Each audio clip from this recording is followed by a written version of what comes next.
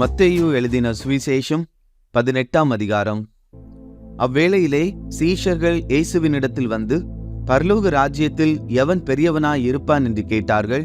இயேசு ஒரு பிள்ளையை தம்மிடத்தில் அழைத்து அதை அவர்கள் நடுவே நிறுத்தி, நீங்கள் மனம் திரும்பி பிள்ளைகளைப் போல் ஆகாவிட்டால் பரலோக ராஜ்யத்தில் பிரவேசிக்க மாட்டீர்கள் என்று மெய்யாகவே உங்களுக்கு சொல்லுகிறேன்.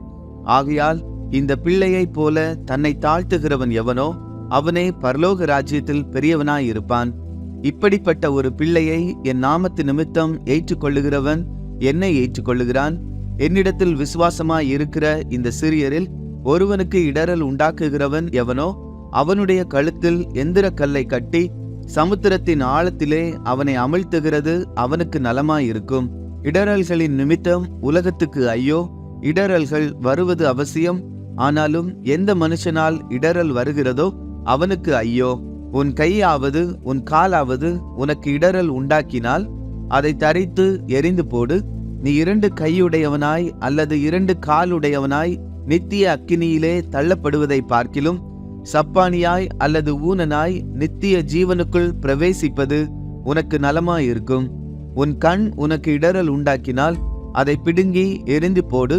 2 கண்ணுடையவனாய் எரி நரகத்தில் தள்ளப்படுவதை பார்க்கிலும் ஒற்றை கண்ணனாய் ஜீவனுக்குள் பிரவேசிப்பது உனக்கு நலமாயிருக்கும். இந்த சிறியரில் ஒருவனையும் அற்பமாய் எண்ணாதபடிக்கு எச்சரிக்கையாயிருங்கள். அவர்களுக்குரிய தேவதூதர்கள் பரலோகத்திலே என் பரம பிதாவின் சமூகத்தை எப்போதும் தரிசிக்கிறார்கள் என்று உங்களுக்கு சொல்லுகிறேன். மனுஷகுமாரன் கெட்டுப்போனதை ரட்சிக்க வந்தார். உங்களுக்கு எப்படி தோன்றுகிறது?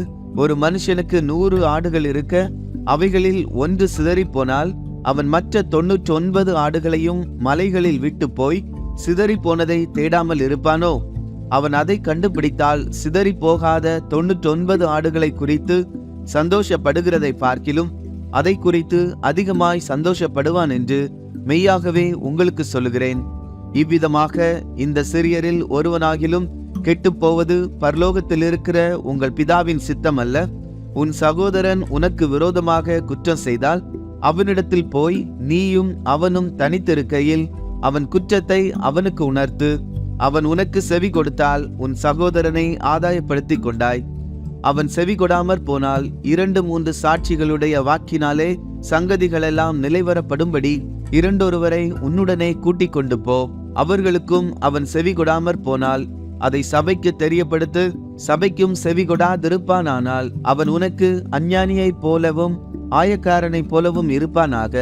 பூலோகத்திலே நீங்கள் எவைகளை கட்டுவீர்களோ அவைகள் பரலோகத்திலும் கட்டப்பட்டிருக்கும். பூலோகத்திலே நீங்கள் எவைகளை கட்டவிழ்ப்பீர்களோ அவைகள் பரலோகத்திலும் கட்டவிழ்க்கப்பட்டிருக்கும் என்று மெய்யாகவே உங்களுக்கு சொல்லுகிறேன்.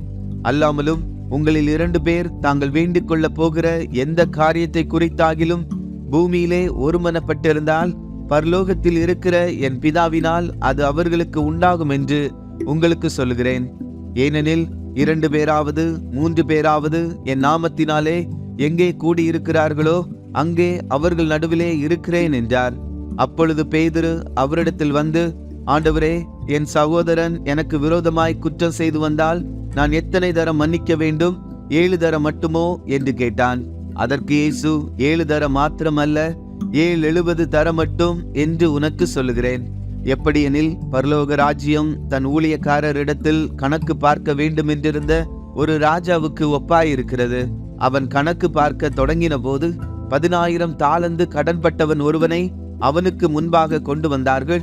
கடனை தீர்க்க அவனுக்கு நிர்வாகம் இல்லாதபடியால் அவனுடைய ஆண்டவன் அவனையும் அவன் பெண் ஜாதி பிள்ளைகளையும் அவனுக்கு உண்டான எல்லாவற்றையும் விற்று கடனை தீர்க்கும்படி கட்டளையிட்டான். அப்பொழுது அந்த ஊழியக்காரன் தாழ விழுந்து வணங்கி, ஆண்டவனே, என்னிடத்தில் பொறுமையாயிரும், எல்லாவற்றையும் உமக்கு கொடுத்து தீர்க்கிறேன் என்றான். அந்த ஊழியக்காரனுடைய ஆண்டவன் மனதிறங்கி அவனை விடுதலை பண்ணி கடனையும் அவனுக்கு மன்னித்து விட்டான். அப்படி இருக்க அந்த ஊழியக்காரன் புறப்பட்டு போகையில் தன்னிடத்தில் 100 வெள்ளிப்பணம் கடன்பட்டிருந்தவனாகிய தன் உடன் வேலைக்காரரில் ஒருவனை கண்டு அவனை பிடித்து தொண்டையை நெரித்து, நீ பட்ட கடனை எனக்கு கொடுத்து தீர்க்க வேண்டும் என்றான். அப்பொழுது அவனுடைய உடன் வேலைக்காரன் அவன் காலிலே விழுந்து, என்னிடத்தில் பொறுமையாயிரும், எல்லாவற்றையும் உமக்கு கொடுத்து தீர்க்கிறேன் என்று அவனை வேண்டிக் கொண்டான். அவனோ சம்மதியாமல் போய் அவன் பட்ட கடனை கொடுத்து தீர்க்கும் அளவும் அவனை காவலில் போடுவித்தான். நடந்ததை அவனுடைய உடன் வேலைக்காரர் கண்டு மிகவும் துக்கப்பட்டு ஆண்டவனிடத்தில் வந்து நடந்ததை எல்லாம் அறிவித்தார்கள். அப்பொழுது அவனுடைய ஆண்டவன் அவனை அழைப்பித்து, பொல்லாத ஊழியக்காரனே, நீ என்னை வேண்டிக் கொண்டபடியினால் அந்த கடன் முழுவதையும் உனக்கு மன்னித்து விட்டேன். நான் உனக்கு இறங்கினது போல நீயும் உன் உடன் வேலைக்காரனுக்கு இறங்க வேண்டாமோ என்று சொல்லி அவனுடைய ஆண்டவன் கோபமடைந்து அவன் பட்ட கடனை எல்லாம் தனக்கு கொடுத்து தீர்க்கும் அளவும் உபாதிக்கிறவர்களிடத்தில் அவனை ஒப்பு கொடுத்தான். நீங்களும் அவனவன் தன் தன் சகோதரன் செய்த தப்பிதங்களை மனப்பூர்வமாய் மன்னியாமற் போனால் என் பரமபிதாவும் உங்களுக்கு இப்படியே செய்வார் என்றார்.